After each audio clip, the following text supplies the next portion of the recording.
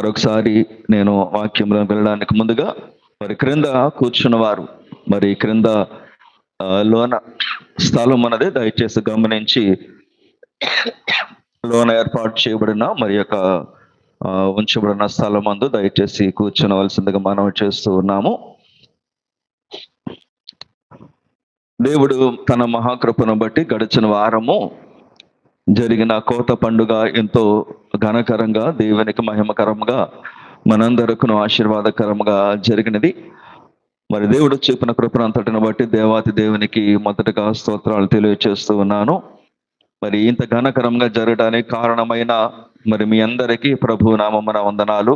మరి దేవుడు ఇచ్చిన ఇట్టి ఆసక్తిని బట్టి, మీ అందరికి ఇచ్చిన చక్కటి తలాంతులను బట్టి కూడా మరి మొదటిసారి ఏ విధంగా మనము జరుపుకుంటున్నామో, ఏ విధంగా దానిని మరి ఆచరిస్తామో, ఏ విధంగా అది విజయవంతం అవుతుందో అనే ఒక అనుమానాల నేపథ్యంలో మరి అందరూ యొక్క కృషి, అందరి యొక్క సహకారంతో ఎంతో సంతోషంగా దేవుని సన్నిధిలో మనమందరం ఉత్సాహంగా గడపటానికి మన తలాంతులను కానీ, మన యొక్క దేవుడు మనకిచ్చిన ఆ యొక్క స్కిల్స్ని కానీ, మన యొక్క చేతి పనిని కానీ మరి దేవుని మహిమార్థమై మనం చూపించే అవకాశం దేవుడిచ్చాడు. మరి ఇటు ఘనకరంగా జరిగిన కారణమును బట్టి దేవునికి, అదేవిధంగా సహకరించిన మీ అందరికీ నా యొక్క ప్రత్యేకమైన వందనాలు తెలియజేస్తూ ఉన్నాను. దేవుని వాక్యమును మనము ధ్యానించుకుందాము కొద్ది నిమిషాలు. దయచేసి అందరము కూడా కొద్ది నిమిషాలు మనము వాక్యమును ధ్యానించడానికి సిద్ధపడవలసిందిగా మనం చేస్తున్నాం.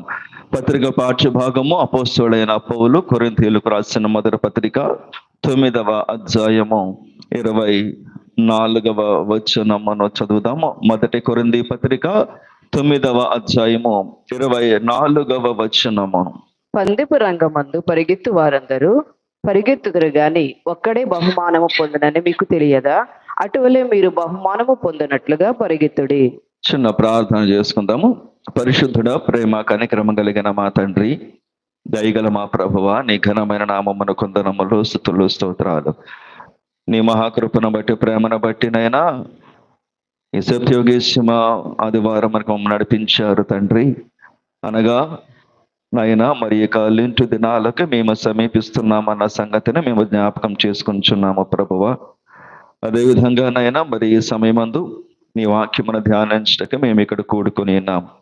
మాట్లాడుచున్నా నన్ను మరుగుపరిచి నా ద్వారా మీరు మాట్లాడండి. వినగలిగిన చెవులను, గ్రహించగలిగిన మనస్సులను నీ బిడ్డలకు అనుగ్రహించమని, నా నోటి మాటలు మందరి హృదయ ధ్యానముల దృష్టికి అంగీకారములుగా ఎంచమని యేసు నామమున అడిగి వేడుకొనుచున్నాము తండ్రి, ఆమేన్. సత్యోగేశ్వమ ఆదివారమునకు మనం వచ్చి ఉన్నాము. మరి మనకందరికీ తెలిసిన విషయమే, ప్రభుని పునరుద్ధానానికి మనము 70 దినాల సమయంలో మనం ఉన్నామని మనము జ్ఞాపకం చేసుకుంటూ ఉన్నాము. బయట ఎవరు కూర్చున్నారు? మరి దయచేసి లోపలికి రండి.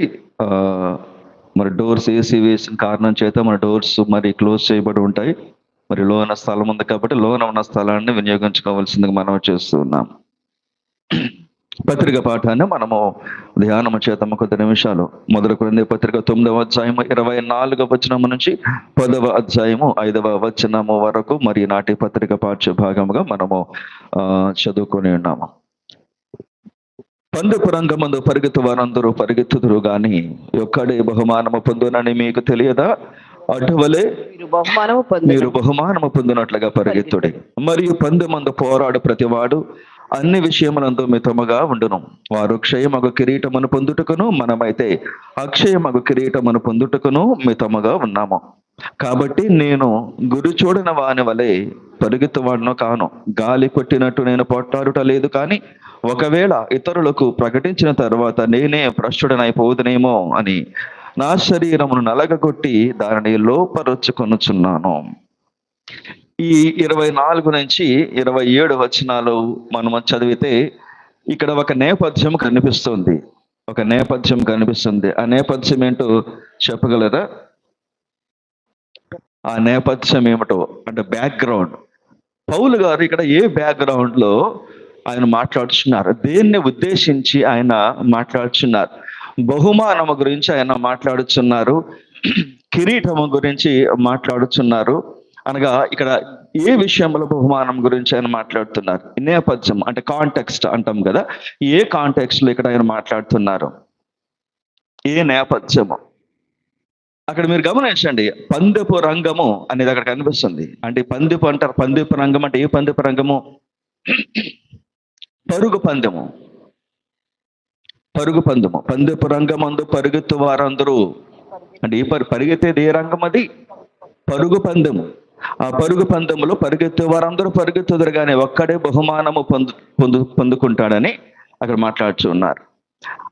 అటువలే మీరు బహుమానం పొందినట్లుగా పరుగెత్తుడి. అటువలే మీరు బహుమానం పొందినట్లుగా ఇందులో పరిగెత్తాలి. ఇందులో ఏ పరుగులో ఇది ఏ పరుగు గురించి మాట్లాడుతారు? మొదటి భాగంలో పందెపు రంగం అనేది ఆటల నేపథ్యంలో గేమ్స్ గురించి, స్పోర్ట్స్ గురించి పౌలు గారు మాట్లాడుతున్నారు. అక్కడ పరిగెత్తే వాళ్ళు పరిగెడతారు అని చెప్తారు. వారిలో ఒకరికి బహుమానం వస్తుందని చెబుతూ ఉన్నారు. బహుమానం వస్తుందని చెబుతూ ఉన్నారు. అలాగే మీరు కూడా పరిగెత్తండి అంటున్నారు. అలాగే మీరు కూడా బహుమానము పొందినట్లుగా పరిగెత్తుడి అని చెప్తూ ఉన్నారు. ఏ బహుమానము? ఎక్కడ పరిగెత్తాలి? ఇది ఏ రన్నింగ్ రేసు, ఏ కాంపిటీషను? ఇది విశ్వాస యాత్ర గురించి మాట్లాడుతున్నారు. అర్థమవుతుందా? విశ్వాస పరుగు పందెంలో మన రక్షణ జీవితంలో మనం ప్రయాణం గురించి, మన రక్షణ ప్రయాణం గురించి, మన పరుగు గురించి మాట్లాడుతూ, ఈ ప్రయాణంలో కూడా ఈ పరుగు కూడా మీరు గెలిచేలాగా మీరు పరిగెట్టాలి అంటూ ఉన్నాడు. చాలా క్లియర్గా మనం ఇక్కడ అర్థం చేసుకోవచ్చు. ఆయన ఆట గురించి మాట్లాడుతున్నాడు, క్రీడల గురించి ఆయన పౌలు గారు మాట్లాడుతూ ఉన్నారు. పౌలు గారి రచనలో ఉన్న ప్రత్యేకత ఏమిటంటే ఆయన పోలికలు చాలా విభిన్నంగా ఉంటాయి. పోలిక ఇది, ఆయన పోలికలు విభిన్నంగా ఉంటాయి. ఒక అథ్లెట్తో, ఒక ఆటతో, ఒక క్రీడతో, విశ్వాస పరుగు పందాన్ని ఆయన పోలుస్తూ ఉన్నాడు. మరొక సందర్భంలో యుద్ధ రంగంతో పోలుస్తాడు, పోరాటం గురించి మాట్లాడతాడు, యుద్ధ రంగంతో పోలుస్తాడు. మరొక సందర్భంలో యుద్ధ కవచం గురించి మాట్లాడతాడు, యుద్ధ కవచంతో పోలుస్తాడు. ఎక్కడ? సర్వాంగ కవచం గురించి, ఒక విశ్వాసి ఎలా ఉండాలి అనేది. ఇవన్నీ కూడా సామాన్యులకు అర్థమయ్యే రీతిలో ఒక పోలికను ఆయన చూపిస్తూ, దాని ద్వారా మన యొక్క విశ్వాస జీవితంలో మనము పరుగు పందెములో మనము గెలవాలి అని ఆయన ఒక సత్యాన్ని బోధిస్తూ ఉన్నారు. అంత మాత్రమే కాదు, ఇక్కడ ఈ ఆటగాడి యొక్క, ఈ క్రీడాకారుడి యొక్క డైట్ కానీ, లేదంటే అతని యొక్క సాధన కానీ, అతని యొక్క శ్రమ కానీ, ఇదంతా ఎలా ఉంటుంది అనేది దీన్ని మనకు అన్వయం చెప్తూ ఉన్నాడు, మన విశ్వాసానికి ఆయన అన్వయం చెప్తున్నాడు. కాబట్టి ఈ 4 వచనాల్లో కూడా, 24 నుంచి 27 వచనాల్లో కూడా ఇక్కడ క్రీడల నేపథ్యంలో పౌలు గారు మాట్లాడుతున్నారు. పౌలు గారికి ఆటలంటే ఆసక్తి ఎక్కువ అనుకుంటా. ఆయన క్రీడా స్ఫూర్తి కలిగిన వాడిగా ఆయన ఇవన్నీ కూడా గమనిస్తూ మాట్లాడుతున్నాడు. కొరింథీయులకి పత్రిక రాసే సమయంలో ఈ ఆటల గురించి ఆయన చెప్తున్నాడు. దాని అర్థం ఏంటంటే వారికి వీటి గురించి తెలిసి ఉండాలి అని అర్థం. కొరింథీయులకి ఈ గేమ్స్ గురించి ఖచ్చితంగా తెలిసి ఉండాలని అర్థం. ప్రాచీన కాలంలో మనకందరికీ తెలిసిన గేమ్స్ ఏంటంటే ఒలింపిక్ గేమ్స్ గురించి మనకు తెలుసు. క్రీస్తు పూర్వం నుంచి కూడా ఇవన్నీ, ఈ గేమ్స్ అనేవి ఆడుతూ ఉన్నారు క్రీస్తు పూర్వం నుంచి కూడా. ఒలింపిక్స్ గేమ్స్ తర్వాత మరొక ఆటలు ఉన్నాయి, అవి ఇస్త్మియన్ అనే ఆటలు. ఇస్త్మియన్ గేమ్స్ అంటారు వాటిని. అవి కొరింథు పట్టణానికి సమీపంలో ఉన్న ప్రాంతంలో ఈ గేమ్స్ నిర్వహించేవారు. ఇస్త్మియన్ గేమ్స్ అని పిలిచేవారు. ఒలింపిక్స్ తర్వాత జనాదరణలో అవి చాలా ఎక్కువ పేరున్న ఆటలు. అంటే విశ్వవ్యాప్తంగా, అంటే ప్రపంచవ్యాప్తంగా కూడా ఆటలు ఆడేవారు ఇస్త్మియన్ గేమ్స్ లో. కొరింథీయులకు బాగా పరిచయం. దేశ విదేశాల నుంచి చాలా మంది ఆటగాళ్ళు మధ్యధర సముద్ర ప్రాంతంలో చుట్టుపక్కల ఉన్న దేశం నుంచి చాలా మంది అక్కడ ఆటలు ఆడటానికి వచ్చేవారు. గేమ్స్ చాలా రకాల గేమ్స్ ఉండేవి. అందులో చాలా మంది అథ్లెట్స్, క్రీడాకారులు అందరూ కూడా పాల్గొనడానికి వచ్చేవారు. అలా వచ్చినప్పుడు అందరికీ అంటే వసతి సమకూర్చడం అనేది ఆ ప్రాంతానికి ఇబ్బంది కాబట్టి దాని చుట్టుపక్కల ప్రాంతాల్లో వారు టెంట్స్ వేసుకొని ఉండేవారు క్రీడాకారులు. అందులో భాగంగా కొరింథీ పట్టణంలో కూడా కొంతమంది ఆటగాళ్ళు టెంట్స్ వేసుకుని ఉండేవాళ్ళు. ఆటగాళ్లతో పాటు ప్రేక్షకులు కూడా వెళ్తారు కదా. ఇప్పుడు వరల్డ్ కప్ జరుగుతుందంటే దాని అర్థము ఆ దేశంలో ఉండేవాళ్ళు మాత్రమే కాదు, వేరే దేశాల నుంచి ప్రేక్షకులు కూడా వెళ్ళి చూడాలని ఆసక్తి కలిగి ఉంటారు. కాబట్టి అక్కడ ఉన్న హోటల్ రూమ్స్ ఎక్కడో వారు రెంట్ తీసుకుని ఉంటారు. హోటల్ రూమ్స్ నిండిపోయినప్పుడు ఏం చేస్తారంటే దాని చుట్టుపక్కల ఉన్న మరొక ప్రాంతంలో వారు అక్కడ తెలిసిన వాళ్ళలోను లేదంటే ఎక్కడైనా మరొక చోట వారు బస ఉంటారు అన్నమాట. అదే విధంగా ఈ కొరింథీ పట్టణంలో కూడా ఈ ఆటల సందర్భంలో చాలా మంది అక్కడ ఆటగాళ్ళు కావచ్చు, ప్రేక్షకులు కావచ్చు, ఇదంతా కూడా వారు ఉండేవారు. అలా ఉన్నప్పుడు మరొకటి జరిగేది ఏంటంటే ఇక్కడ మర్చెండైజ్ అని అంటారు. అంటే ఈ టీషర్ట్లు అమ్మడం కానీ లేదంటే ఆట పరికరాలు, క్రీడా వస్తువులు కానీ అవన్నీ కూడా అక్కడ షాపులు పెట్టి అమ్మేవారు ఎక్కువగా క్రీడా వస్తువులు.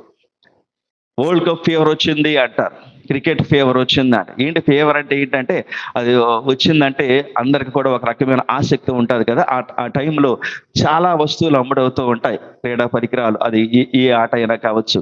అదే విధంగా కొరింథీ వాళ్ళకి కూడా ఈ ఆటలు జరుగుతున్న సమయంలో చాలా మంది ఆటల మీద ఇంట్రెస్ట్ చూపిస్తూ ఉంటారు. ఆటగాళ్ళని చూడడానికి, వాళ్ళతో ఆటోగ్రాఫ్, వాళ్ళతో సెల్ఫీ దిగడానికి, అంటే సెల్ఫీలు అప్పుడు ఉండవులే కానీ నేను మామూలుగా చెప్తున్నా, అలాగే ఇంట్రెస్ట్ వారు చూపిస్తూ ఉంటారు.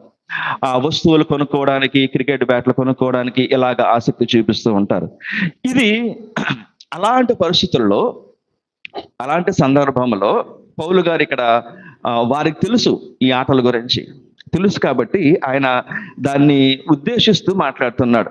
అందులో భాగంగా పరుగు పందెం గురించి ఇక్కడ 2 రకాల ఆటల గురించి ఆయన చెప్తూ ఉన్నాడు. మొదటిది పరుగు పందెం గురించి ఆయన మాట్లాడుతూ ఉన్నాడు. పరుగు పందెంలో పరుగెత్తేవాడు గురించి ఆయన మొదటి పోలిక చెప్తున్నారు 24 నుంచి 26 వచనాల్లో. ఇది మాట్లాడుతూ ఇదొక్క ఆట మాత్రమే కాదు, పౌలు గారి మిగతా సందర్భాల్లో ఇతర ఆటలను కూడా ఆయన బైబిల్లో రాశారు, తన పత్రికల్లో ఇతర ఆటలను ఉదాహరిస్తూ. అందులో మొదటిది ఏంటంటే ఇది 24 నుంచి 26 వచనాల్లో దీన్ని ఏమంటారంటే రన్నింగ్ రేసు లేదా స్ప్రింట్ అని అంటారు. స్ప్రింట్ గేమ్ అని. ఇది 100 మీటర్లు 200 మీటర్ల పరుగులో స్ప్రింట్లో ఎక్కువగా ఎవరైతే ఫాస్ట్గా పరిగెడతారో, ఎవరైతే వేగంగా పరిగెడతారో అలాంటి వాళ్లకు ఈ 100 మీటర్లు 200 మీటర్ల పరుగు పందెములు వారి కోసం. ఇది స్ప్రింట్ గురించి ఇక్కడ చెప్పిన మాట. అలాగే మరొక సందర్భంలో ఇంకొక ఆట గురించి ఆయన చెబుతారు. 27వ వచనంలో మీరు చూడండి. గాలిని కొట్టినట్టు నేను పోట్లాడుట లేదు గాని ఒకవేళ ఇతరులకు ప్రకటించిన తర్వాత. పోట్లాడుట, గాలిని కొట్టుట అనేది ఈ ఆట ఏంటంటే ఇక్కడ బాక్సింగ్ గురించి మాట్లాడుతున్నారు. బాక్సింగ్ గురించి మాట్లాడుతున్నారు. అంటే బాక్సింగ్ లో ఒక వ్యక్తి ఆడేటప్పుడు ఏం చేయాలంటే తన పంచ్ అనేది ఎదుటి వ్యక్తి ప్రత్యర్థి మీద కొన్ని పాయింట్స్ ఉంటాయి, ఎక్కడ తగిలితే పాయింట్స్ ఉంటాయో అక్కడ వాటిని కొట్టాలి. అలా కాకుండా గాల్లో కొడితే ఉపయోగం ఉండదు, గాల్లో పంచ్ కొడితే ఉపయోగం ఉండదు, అతనికి పాయింట్స్ ఎవరు. కాబట్టి గాలిని కొట్టినట్లు కాకుండా అనగా ఒక బాక్సర్ ఎలాగ ఆడతాడు అనేది, ఎలాగ పంచ్లు తన ఎదుటి వ్యక్తి మీద అతడు కురిపిస్తాడో, ఎలాగ పాయింట్స్ గెలుస్తాడో అలాగ ఆడాలి. కానీ గాలిని కొట్టినట్లుగా కొట్టుట లేదు అంటూ ఉన్నాడు. ఇక్కడ రెండవ క్రీడ ఏంటంటే ఇది బాక్సింగ్ నేపథ్యంలో పౌలు గారు మాట్లాడతారు. మరొక సందర్భంలో మీరు చూస్తే 2వ తిమోతి పత్రిక 2వ అధ్యాయము 2వ వచనంలో మరొక క్రీడ గురించి పౌలు గారు ప్రస్తావించారు. 2వ తిమోతి 2వ అధ్యాయము 2వ వచనము. నీవు అనేక సాక్షుల ఎదుట నా వలన వినిన సంగతులను ఇతరులకు బోధించుటకును సామర్థ్యం గల నమ్మకమైన మనుషులకు అప్పగింపుము. నమ్మకమైన మనుషులకు అప్పగింపుము అనేది ఇక్కడ అప్పగించుట, ఈ సాక్ష్యాన్ని లేదంటే ఈ పరిచర్యను నీవేదైతే తిమోతి పరిచర్య చేస్తున్నాడో ఆ పరిచర్యను తనకు మాత్రమే కాకుండా నమ్మకమైన సాక్షులకు దానిని అప్పగించుట అనేది చెయ్యాలి. అంటే ఇది రిలే గేమ్కి సంబంధించినది. రిలే గేమ్ మీరు 4x100 అనే ఒక ఆట, అది కూడా రన్నింగ్ రేస్ లాంటిదే, కాకపోతే నలుగురు ఆడతారు ఇందులో. ఒక జట్టు తరపున మామూలుగా ఒకటే ఆడతారు, కానీ రిలే అనేది ఏంటంటే నలుగురు ఆడతారు.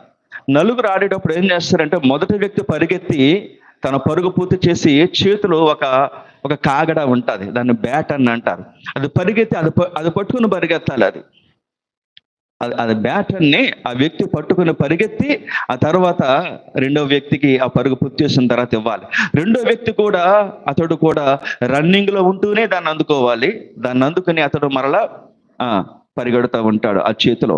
ఇదేంటంటే ఇది సాక్ష్యం. ఇది చేతిలో పట్టుకున్న ఈ బ్యాటర్న్ అనేది క్రైస్తవ సాక్ష్యము.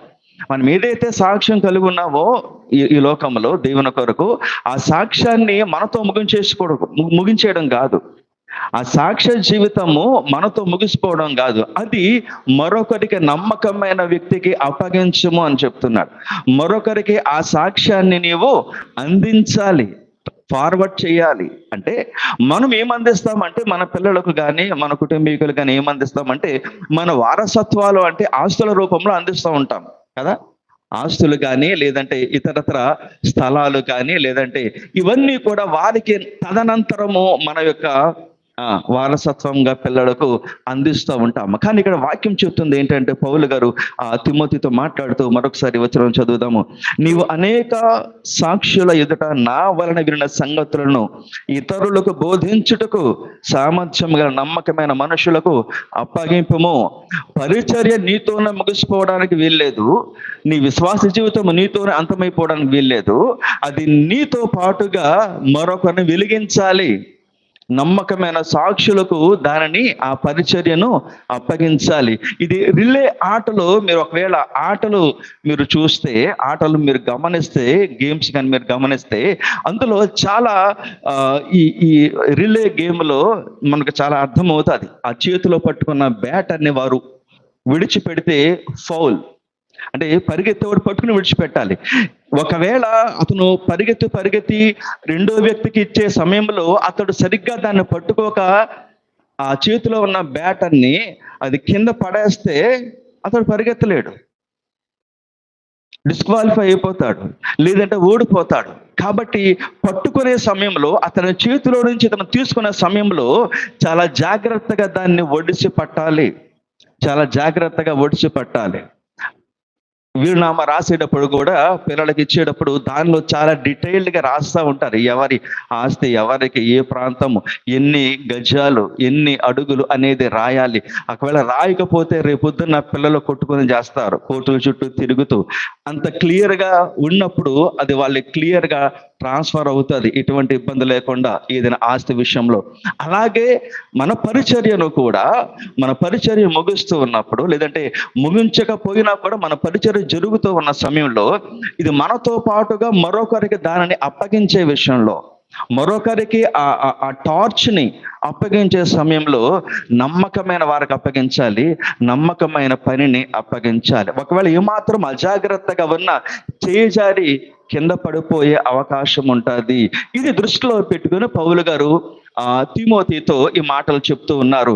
అప్పగించుట పని అనేది ఏంటంటే అప్పగించడం. క్రైస్తవ దేవుని రాజ్యం ఎప్పుడూ కూడా మరొకరితో షేర్ చేసుకుంటూ ఉండాలి. దేవుని పనిని మరొకరికి మనము ఆ పనిని, ఆ బాధ్యతను మనం అప్పగిస్తూ ఉండాలి.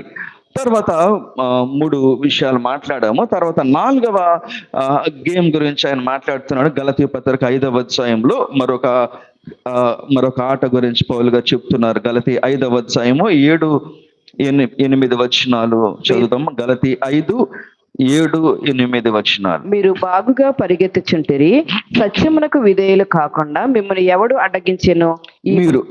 మీరు బాగుగా పరిగెత్తుచుండిరి, సత్యమునకు విధేయులు కాకుండా మిమ్మల్ని ఎవడు అడ్డగించెను? ఇక్కడ చూడండి, ఇక్కడ ఈ పోలిక పౌలు గారు చాలా చక్కటి క్రీడా నేపథ్యంలో ఆయన పోలిక పెడుతూ, మీరు బాగా పరిగెడుతున్నారు, కానీ పరిగెడుతుండగా మధ్యలో అడ్డం వచ్చిందంట. పరిగెడుతుండగా మధ్యలో ఆట వచ్చి మీరు ఎప్పుడైనా మీరు గమనిస్తే గేమ్స్ని మీరు ఆటలు పరుగు పందెంలో గమనిస్తే అందులో 3-4 రకాలు ఉంటాయి. 100 మీటర్లు, 200 మీటర్లు, తర్వాత ఈ 10,000 మీటర్లు, 5 కిలోమీటర్లు ఉంటుంది, 10 కిలోమీటర్లు ఉంటుంది, ఇంకా మారథాన్ కూడా ఉంటుంది. అందులో మరొక రకమైన పోటీ ఏంటంటే పరిగెడుతూ ట్రాక్ మధ్యలో అడ్డంగా కర్రలు పెడతారు. మీరు ఎప్పుడైనా చూసారు అది? ట్రాక్ మధ్యలో అడ్డంగా 2 పోల్స్ పెట్టి దాని మధ్యలో అడ్డంగా కర్ర ఉంటుంది. అది హర్డిల్స్ అనే గేమ్ విన్నారా? పరుగుల్లో ఇదొక ఈవెంట్. అది చాలా ఉన్నాయి ఈవెంట్స్, రన్నింగ్ లో చాలా ఈవెంట్స్ ఉన్నాయి. అందులో ఇదొకటి హర్డిల్స్ అంటారు. హర్డిల్స్ కూడా అది 100 మీటర్ల హర్డిల్స్ ఉంటాయి, 200 మీటర్లు ఉంటాయి, 400 మీటర్లు ఉంటుంది. ఇక్కడ ఏంటంటే ట్రాక్ మీద చాలా ఫాస్ట్గా పరిగెడుతూ ఉండగా మధ్యలో ఒక హర్డిల్ ఉంటుంది. హర్డిల్ అంటే ఇంగ్లీష్లో అర్థం ఏంటో చెప్తారా? హర్డిల్ అంటే ఆటంకం అని అర్థం. హర్డిల్ అంటే ఆటంకం. దాని పేరే ఆటంకం. ఆట పేరే పరుగుకి ఆటంకం అన్నమాట. ఆ పరుగుకి ఆటంకంగా కొన్ని హర్డిల్స్ ఉంటాయి. అతడు పరిగెత్తవాడు ఏం చేయాలంటే దాని పక్క నుంచి పరిగెత్తకూడదు, దాని పైనుంచి దూకి దాటి పరిగెత్తాలి. హర్డిల్స్ గేమ్ అది. పరిగెట్టేవాడు అడ్డంగా సడన్ గా ఉంటాయి. మీరు చూడండి, ఫాస్ట్ గా పరిగెడుతూ అది ఎక్కడ దూకాల అనేది తెలియాలి. అదేమిటో అది అతనికి అర్థమైపోతుంది. ఎందుకంటే అతను ప్రాక్టీస్ చేస్తాడు కాబట్టి. పరిగెత్తు ముందుకు వచ్చి ఆగి పరిగెత్తడు, సరే ఆగి దూకడు. పరిగెత్తుకొచ్చి అక్కడ ఆగిపోయి దూకి మళ్ళీ పరిగెత్తుకొచ్చి అక్కడ ఆగి దూకాడు అంటే లాస్ట్ వస్తాడు. ఫస్ట్ రావాలని అతను ఏం చేయాలంటే పరుగులో భాగంగా ఎక్కడ జంప్ చేస్తే, ఏ పాయింట్లో జంప్ చేస్తే అతను దాటి అవతలకి వెళ్తాడు అనేది తనకు అవగాహన ఉండాలి. అది దేని ద్వారా సాధ్యమవుతుంది? ప్రాక్టీస్ ద్వారా సాధ్యమవుతుంది. ఇప్పుడు అతను సాధన చేస్తూ ఉంటాడు ఆటగాడు. ఈ హర్డిల్ అడ్డంగా ఉన్న దాన్ని దూకాలి. ఒకవేళ కాలు తగిలి అది పడిపోతే పాయింట్స్ కట్ అవుతాయి, అతని వేగం తగ్గిపోతుంది. ఒకవేళ సరిగ్గా ముందుకొచ్చి ఆ దూకే టైమింగ్ సరిగ్గా లేనప్పుడు ఆగి దూకాల్సి వస్తుంది. నేను ఒలింపిక్స్ గేమ్ నేను ఫాలో అవుతాను, గేమ్స్ ఎక్కువగా నేను చూస్తాను, ఆ స్పోర్ట్స్ పేజ్ కూడా నేను చదువుతాను. ఒలింపిక్స్ మొన్న జరిగిన ఒలింపిక్స్ లో ఈ హర్డిల్స్ గేమ్ లో కూడా పరిగెడుతున్నప్పుడు అందరూ వేగంగా పరిగెడుతున్న ఈ హర్డిల్స్ గేమ్ లో పరిగెడుతున్నప్పుడు అందరూ కొంతమంది స్పీడ్గా పరిగెడుతూ దాన్ని దూకి అవతల వైపుకి వెళ్ళిన వాళ్ళు ఉన్నారు. ఒక్కదాన్ని కూడా టచ్ అవ్వకుండా కింద పడకుండా అవతల వైపుకి వెళ్ళి ఫినిష్ చేసిన వాళ్ళు ఉన్నారు.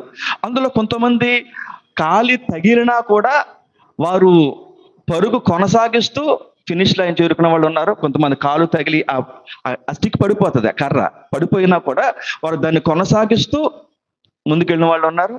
ఇంకొంతమంది ఏం చేశారంటే పరుగు మొదలు పెట్టే టైంలోనే సరైన రీతిలో పరిగెట్టకపోతే టైమింగ్ దెబ్బతింటే ఏమవుతుందంటే స్పీడ్గా పరిగెత్తి అక్కడికి వచ్చి ఆగిపోయి దూకి మళ్ళీ పరిగెత్తుకొచ్చి అక్కడికి వచ్చి ఆగిపోయి మళ్ళీ దూకి చాలా స్లోగా అయిపోయాడు. అతడు చివరొచ్చాడు. ఇక్కడ మనం గమనించాల్సింది ఏంటంటే ఆటంకాలు ఉంటాయి పరుగులో కూడా. పరుగు పందెం మందు ఆటంకాలు ఉన్నట్లుగానే, హర్డిల్స్ ఉన్నట్లుగానే మన జీవితంలో కూడా అనేక ఆటంకాలు. ఇక్కడ చూడండి, వచనంలో చాలా చక్కగా పౌలుగా చెప్తూ ఉన్నారు. మీరు బాగుగా పరిగెత్తుచుండరి, మీరు బాగా పరిగెడుతున్నారు, మీరు ఆటలో బాగా ముందుకు వెళ్తున్నారు, మంచిదే. సత్యమునకు విధేయులు కాకుండా మిమ్మల్ని ఎవడు అడ్డగించెను? సత్యమునకు విధేయులు కాకుండా మిమ్మను ఎవడు అడ్డగించను అంటే ఇక్కడ ఏంటి? ఇక్కడ ఆటంకాలు ఉన్నాయి. సత్యమునకు విధేయులు కాకుండా అసత్యం వైపు, అబద్ధ బోధల వైపుకు వారిని ఆకర్షించే రకరకాల ప్రలోభాలు చుట్టూ జరుగుతూ ఉన్నాయి. అవన్నీ కూడా ఆటంకాలే. మరి ఏం చేయాలి? ఆటంకాలు ఉన్నప్పుడు ఆగిపోకూడదు పరుగు. ఆటంకాలు ఉన్నప్పుడు ఏం చేయాలి? దాన్ని దూకి అవతల వైపుకి వెళ్ళి రేస్ ఫినిష్ చేయాలి. ఒక ఆటగాడు యొక్క లక్ష్యం ఏమిటంటే రేస్ని ఫినిష్ చేయాలి, తన పందాన్ని, తన పరుగును ముగించాలి. అది ఆటగాడి యొక్క లక్షణం. ఇది హర్డిల్స్ గేమ్ గురించి మాట్లాడుతున్నాడు పౌలు గారికి.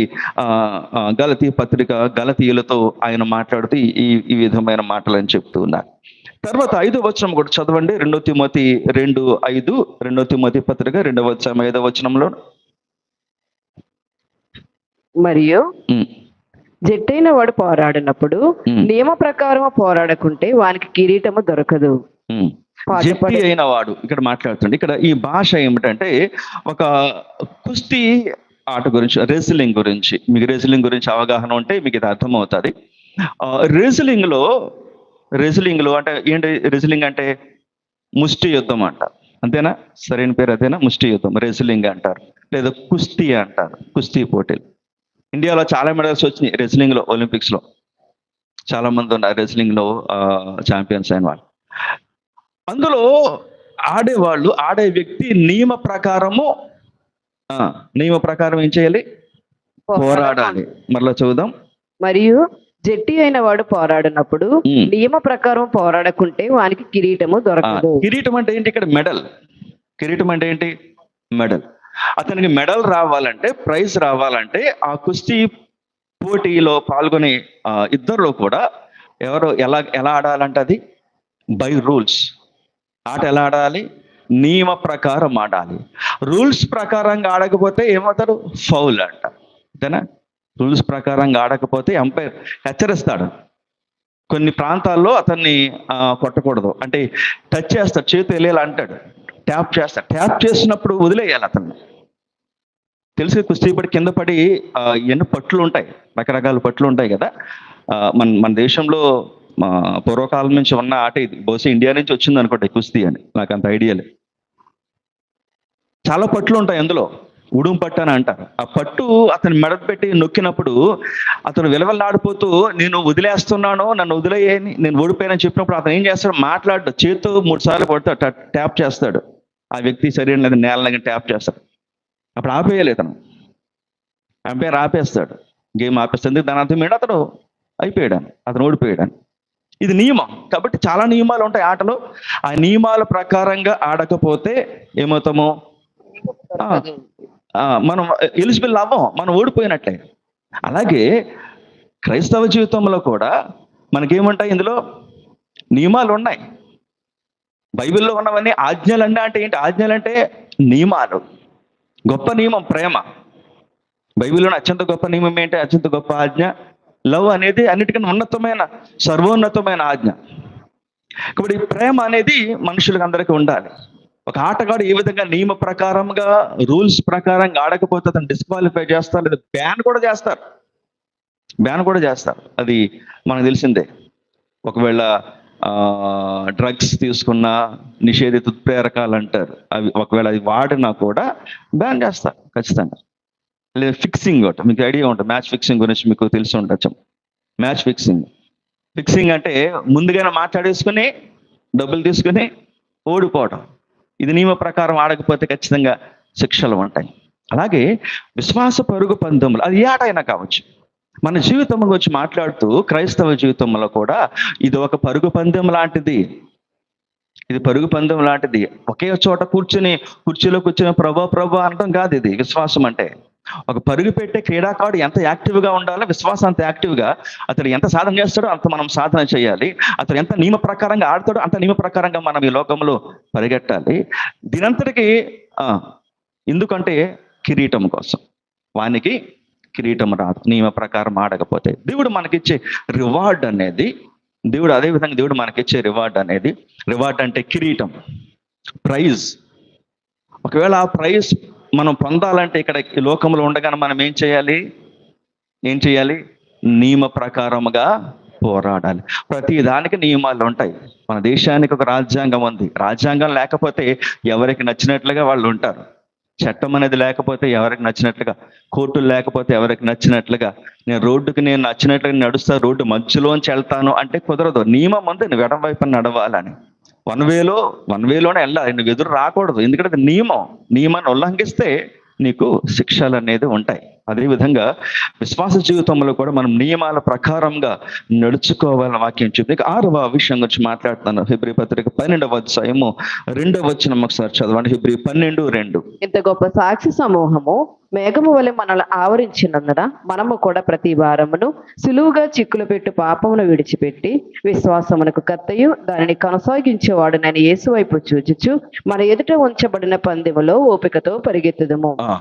ఇది నేను అంతకుముందు చెప్పాను. నేను దీని గురించి జ్ఞాపకార్థ కూడికలో తరచుగా ఇవి నేను జ్ఞాపకం చేస్తూ ఉంటా.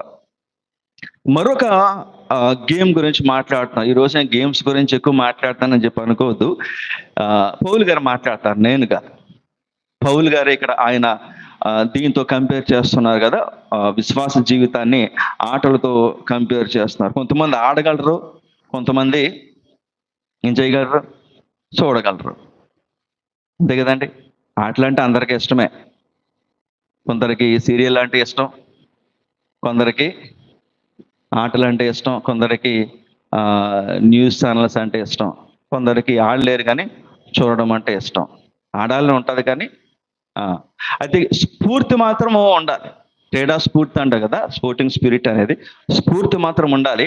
ఆ స్ఫూర్తి ఎప్పుడూ కూడా అది ఏ విషయంలో అయినా కూడా క్రీడా స్ఫూర్తి, స్పోర్టింగ్ స్పిరిట్ మీరు చూడండి, ఆట ముగిసిపోయిన తర్వాత అందరూ షేక్ హ్యాండ్ ఇచ్చుకుంటారు. చూసారా? ఆట అయిపోయిన తర్వాత ఎవరికాళ్ళు ఇంటికి వెళ్ళిపోరు. ఏం చేస్తారు, ఆట గ్రౌండ్లో అందరూ కూడా ఆపోజిట్ టీము, గెలిచిన టీము, ఓడిపోయిన టీము ఇద్దరు కలిసి షేక్ హ్యాండ్స్ ఇచ్చుకుంటే కొంతమంది హక్ చేసుకుంటారు. ఏంటది భాగం, దాన్ని స్ఫూర్తి అంటాం.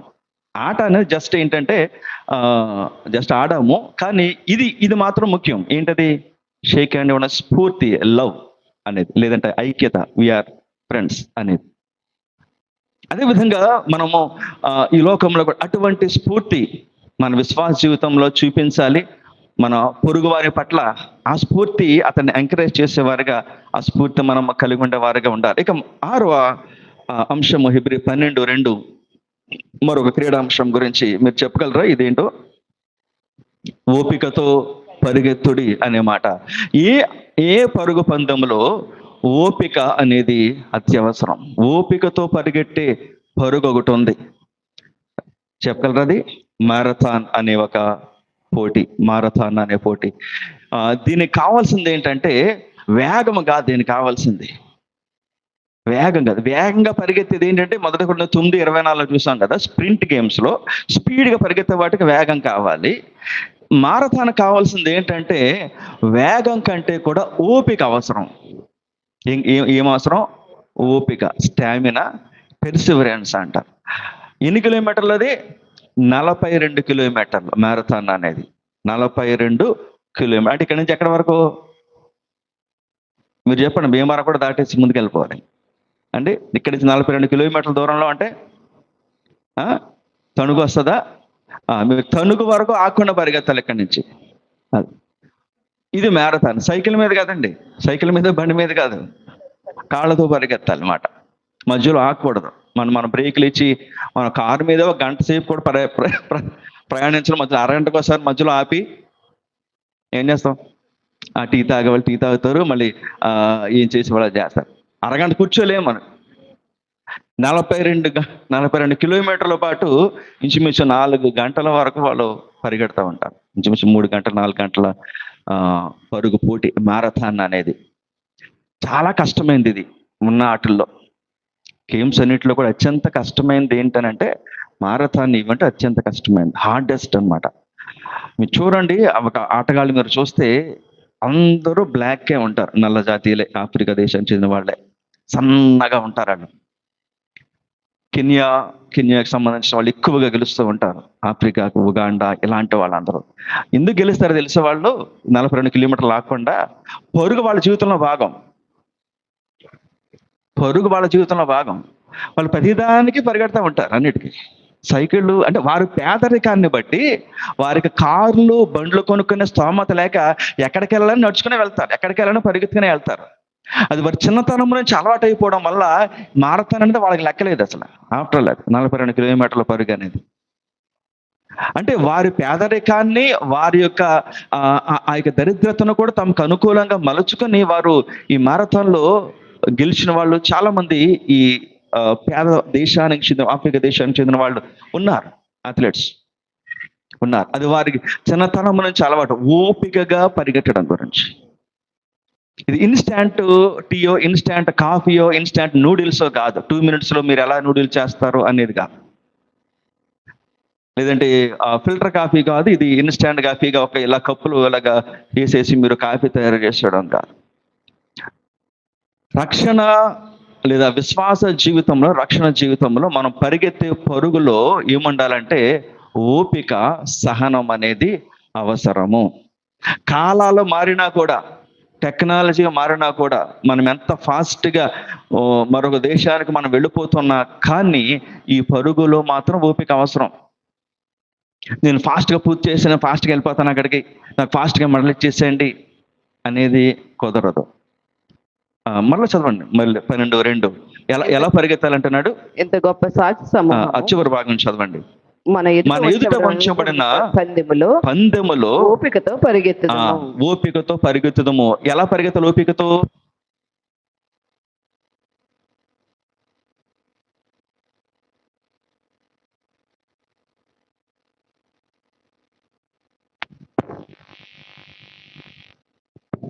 Hello check. ఎలా చూసి పరిగెట్టాలంటున్నాడు? యేసు వైపు చూచుచు మన ఎదుట ఉంచబడిన పందెములో ఓపికతో పరిగెత్తుదము. ఒక మారథాన్ పరిగెత్తే ఒక ఆటగాడు అన్నట్టు మన చర్చ్లో ఒక అబ్బాయి మారథాన్లో పార్టిసిపేట్ చేసి అందులో ఫినిష్ లైన్ వరకు వెళ్ళాడు. దేవకళ్యాణి గారి అబ్బాయి మారథాన్లో ఆ బాబు 42 కిలోమీటర్లు ఆకుండా పరిగెత్తాడు. మన చర్చ్ మెంబర్ ఒక్కరోడే, దేవ కళ్యాణి గారి కుమార్. ఇది గెలవసరంలే, మారథాన్ ఫినిష్ చేస్తేనే ప్రైజ్. మారథాన్ కంప్లీట్ చేశాడండి అంటే అతనికి చాలా అతను ఇంత గొప్పవాడా, ఇంత స్టామినా ఉందా, ఇంత ఓపిక ఉందా అని మెచ్చుకుంటారు. ఆ రేసుని ఫినిష్ చేయాలి అక్కడ మారథాన్లో. అందుకే మన ఎదుట ఉంచబడిన పందెములో ఓపికతో పరిగెత్తుదము. మీరు 1 కొరింథీ 9 చూసినప్పుడు ఒక్కడే బహుమానం పొందుతాడని ఉంది కదా. పందెపు రంగమందు పరిగెత్తు వారందరూ పరిగెత్తుతారు కానీ ఒక్కడే బహుమానం పొందుతాడనంది. అంటే అప్పట్లో మనకి ఇప్పుడు ఇచ్చినట్లుగా వచ్చిన వాళ్ళందరికీ గిఫ్ట్లు ఇవ్వడం కాదు. మనం ఏమైనా గేమ్స్ పెట్టుకున్నాం అనుకోండి, మనం ఎన్ని గిఫ్ట్లు ఉండే సాధారణంగా 1, 2, 3 ఇస్తాం, ఫస్ట్, సెకండ్, థర్డ్. కానీ అప్పుడు అలా కాదంట, ఒకటే. ఎంతమంది పోటీ పడినా ఒకటే గిఫ్ట్ ఇస్తారు అప్పట్లో. అంటే దాని అర్థం మనం పరుగులో కూడా, క్రైస్తవ పరుగులో కూడా ఒకడే గెలుస్తాడని కాదు, గెలిచేలాగా పరిగెత్తమని అర్థం అక్కడ. ఆ నిత్య జీవము కొరకు మనము మన పరుగు మనము గెలిచేలాగా ఆ ఒక్కడు ఎలా తను గెలవడానికి ప్రయత్నిస్తాడో అలాగ మనం పరిగెట్టాలి. లేదు మనం జస్ట్ పార్టిసిపేట్ చేస్తే సరిపోద్ది, మనం చివరిదాకా కూడా వెళ్ళకపోయినా పర్వాలేదు అంటే అసలు ఆట ఉద్దేశమే లేదు. ఆట అసలు కనీసం దాని అవసరం ఏముంది అమ్మా? ఇప్పుడు మనం మతోద్ధారంలో గేమ్స్ పెట్టుకుంటాం, ప్రైజులు ఇస్తూ ఉంటాము, ఫస్ట్, సెకండ్, థర్డ్ ఇస్తాం. అవి సరిపోక ఇంకేమిస్తాం? కన్సోలేషన్ ఇస్తాం. కన్సోలేషన్ అంటే ఏంటి తెలుగులో చెప్పండి? ఓదార్పు. అంటే ఏడుస్తూ ఉంటారు కదా. ఎందుకు ఏడుస్తారు? నాకు రాలేదని కాదు, వాళ్ళు పక్కన వాళ్ళకి వచ్చినాయి అని ఏడుస్తాం. అందుకే కన్సోలేషన్గా మనం ఇస్తామా, ఏడవద్దని చెప్పి వాళ్ళని కూడా పిలిచేస్తాం. అవునా, అందరికి గిఫ్ట్లు ఉన్నాయండి, స్టాల్స్ పెట్టిన వాళ్ళు కూడా, మీరేం కంగారు పడద్దు. తర్వాత ఇంకోటి ఏంటంటే, ఇది సరిపోక ఇంకేమంటామంటే వచ్చిన వాళ్ళందరికీ ఇవ్వాలండి, పార్టిసిపేట్ చేసిన వాళ్ళకి. అటెండెన్స్ వేయించుకున్న వాళ్ళకి అందరికి ఇవ్వాలి, లేదంటే వాళ్ళు గొడవ పెట్టేస్తారు, మాకు ఇవ్వలేదు అని చెప్పి. అసలు వీళ్ళతో మామూలు కాదు, మనం వేగలేమని చెప్పి ఒక శీల సమాజ ప్రెసిడెంట్ గారు వీళ్ళందరూ కలిసి వచ్చిన వాళ్ళందరికీ కూడా అడుగు పెడితే చాలు గిఫ్ట్. వచ్చి కుర్చీలో కూర్చున్నా, ఆడకపోయినా, పార్టిసిపేట్ చేయకపోయినా కుర్చీలో కూర్చుంటే మనం ఇచ్చేస్తాం గిఫ్ట్. అది చాలక ఇంకేంటి, వాళ్ళు ఆ రోజు రాలేకపోయారు, ఒంట్లో బాగాలేదు, అయినా కూడా ఇంటికెళ్ళి ఇచ్చేయాలి. అదండి మరి, ఇవన్నీ ఉంటాయి, లెక్కలేసుకోవాలి మరి. పాజిటివ్స్, నెగిటివ్స్, ఎందుకు వచ్చినా గోవాలని, వాళ్ళు రాకపోయినా కూడా మనం అందరికి కూడా అలాగా పని చేస్తూ ఉంటాం. ఇప్పుడు ఆట ఉద్దేశం ఏంటి? నేను ఈ గేమ్స్ గురించి మాట్లాడతలేదు, మన గేమ్స్ గురించి. మామూలుగా జరిగే ఒలింపిక్స్ గేమ్స్ అయినా కావచ్చు, లేదంటే ఏ గేమ్స్ అయినా కావచ్చు, మీరు జస్ట్ పార్టిసిపేట్ చేస్తే స్టేజ్ మీదకి పిలిచి మీకు గిఫ్ట్ ఇచ్చేస్తారంటే ఎవడు పరిగెత్తక్కర్లే, సాధన చేయక్కర్లే, మితముగా ఉండి మన మాట ఉంది కదా. ఏమనుంది అక్కడ? అన్ని విషయములలో మితముగా ఉంటాడు. అంటే ఎవరుంటారు మితముగా? ఒక అథ్లెట్. మీరు చూడండి, ఒక అథ్లెట్ అది ఏ రంగమైనా చూడండి, అది రన్నింగ్ రేసా, మారథానా, బాక్సింగా, లేదంటే రెజ్లింగా, ఏ గేమ్ అయినా మీరు చూడండి, అతడు ఒక స్టేజ్కి వెళ్ళాడంటే ఒలింపిక్స్లో అతను మెడల్ సంపాదించాడంటే దాని వెనక ఎంత కఠినమైన శ్రమ, సాధన, హార్డ్ వర్క్ ఉంటుంది, ఎంత సాక్రిఫైస్ ఉంటుంది, మీరు ఆలోచన చేయాలి. ఉంటుందా? ఉంటుంది ఖచ్చితంగా. అతను ఎంత కష్టపడితే ఆ స్థాయికి వస్తాడు. అన్ని విషయాల్లో మితంగా ఉండును అంటే ఇంగ్లీష్లో డిసిప్లిన్ ఉంటుంది. అక్కడ క్రమశిక్షణ, సెల్ఫ్ కంట్రోల్, ఈ రెండు విషయాలు గుర్తుంచుకోవాలి. ఒక ఆటగాడికి, ఒక అథ్లెట్కి అత్యంత అవసరమైనది ఏంటంటే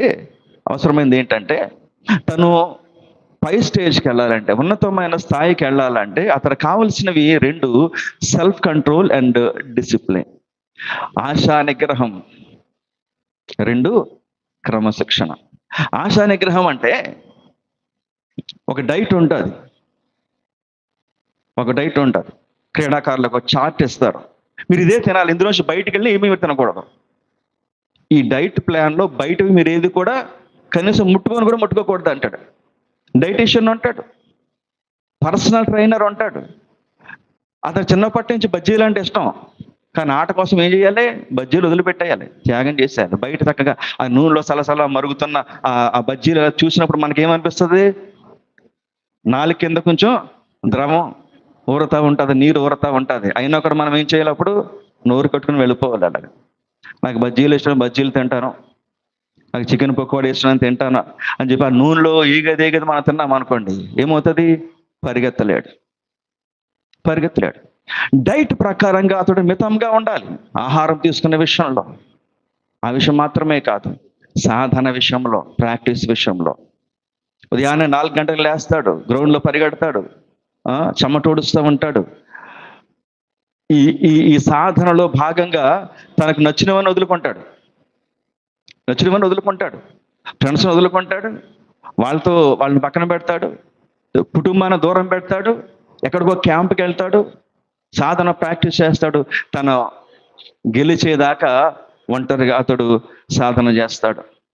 ఒక ఆటగాడిలో మనం చూడాల్సిన విషయాలు ఏంటంటే డిసిప్లిన్, క్రమశిక్షణ, సెల్ఫ్ కంట్రోల్, తను తాను నియంత్రించుకోవటం అనేది చాలా ముఖ్యం. అలా రెండు ఉన్నవాడే పై స్థాయికి ఎదుగుతాడు. మన దేశంలో చాలా మంది ఆటగాళ్ళు ఉన్నారు. ఈ స్థాయికి ఎదగటానికి వారు దాటిన కష్టాలు కావచ్చు, లేదంటే వారు వెళ్ళిన మార్గం కావచ్చు, అది అందరూ ఈజీగా ఆ స్థాయికి వెళ్ళిపోలేరు.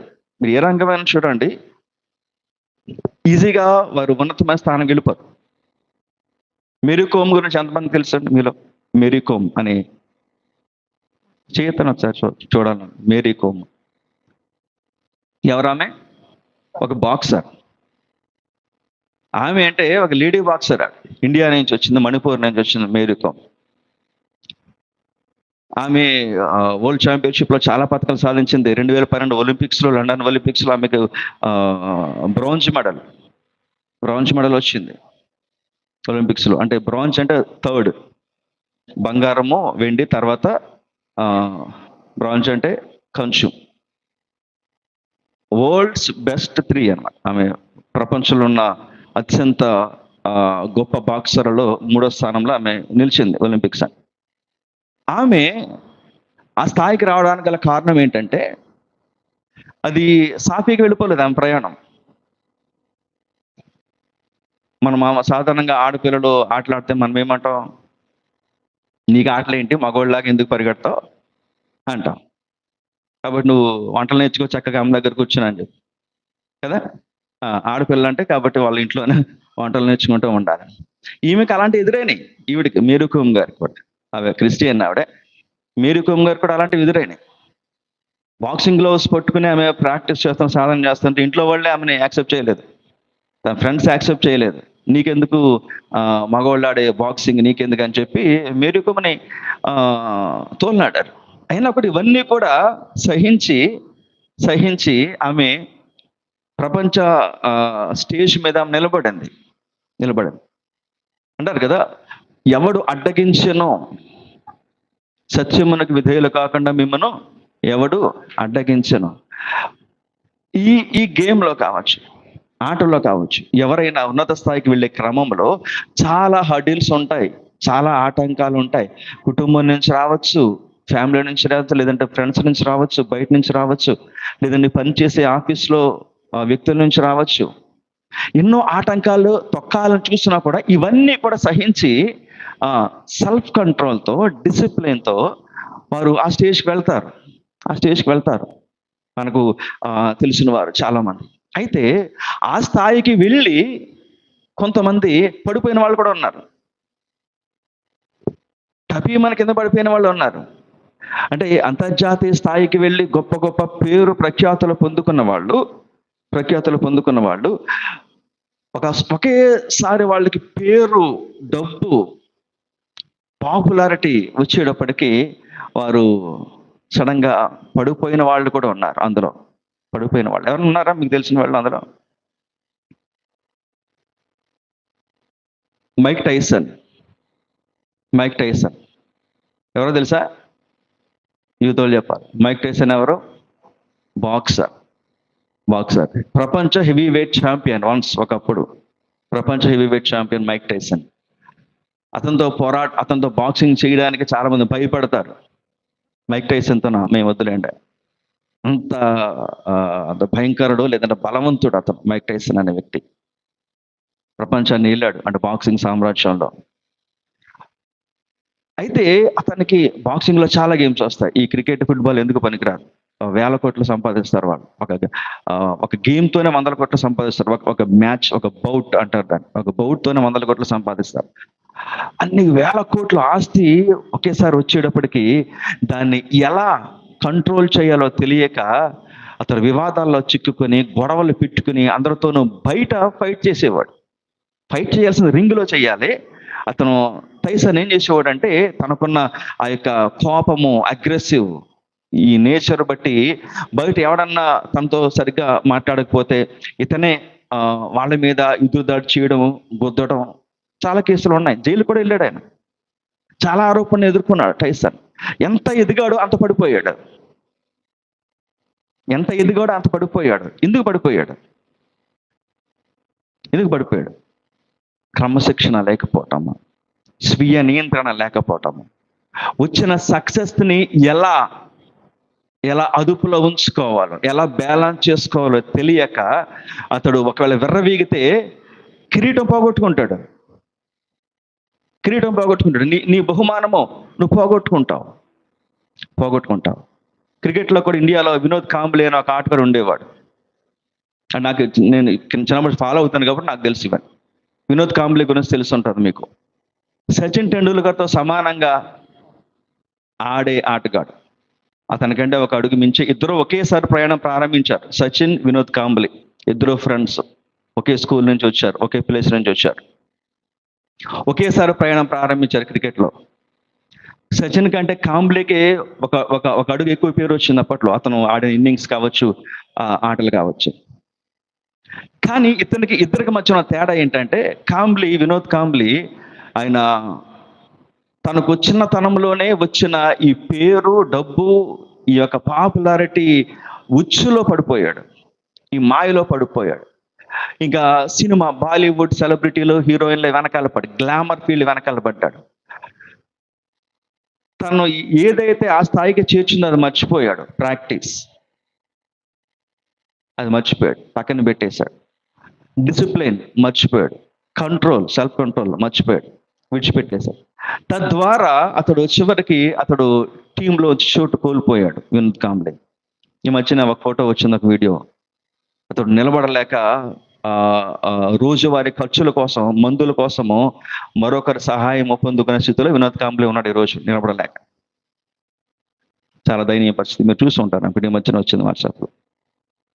అతను అలా ఎందుకు పడిపోయాడు అని మీరు ఆలోచిస్తే కారణం ఒకటే.